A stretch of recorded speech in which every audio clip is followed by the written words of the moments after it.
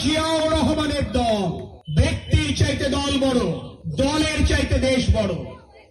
এই নতুন হাট বাজারে ব্যবসায়ী বৃন্দ, 5 তারিখের পর বাংলাদেশে যখন কোনো সরকার ছিল না, আইন শৃঙ্খলা বাহিনীর সদস্যরা যখন প্রায় 3 মাস পর্যন্ত মাঠ পর্যায়ে কাজ করতে আসতে পারেনি, তখন আমার দলের নেতা কর্মীরা চেষ্টা করেছিলেন আপনাদের ব্যবসা প্রতিষ্ঠানে যেন আপনারা নির্বিঘ্নে ব্যবসা করতে পারেন সেটি নিশ্চিত করবার।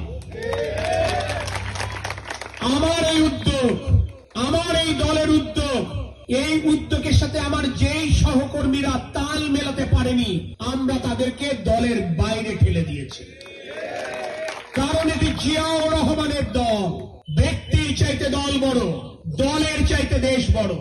আমার পরিবারের যদি কোনো সদস্য হয়, আমার দলের যত বড় নেতাই হোক, যদি জনগণের বিরক্তি, জনগণের কষ্টের কারণ হয়, নিশ্চিত থাকবেন ইনশাল্লাহ তিনি উন্মুক্ত পরিবেশে হাঁটাচলা করতে পারবেন না।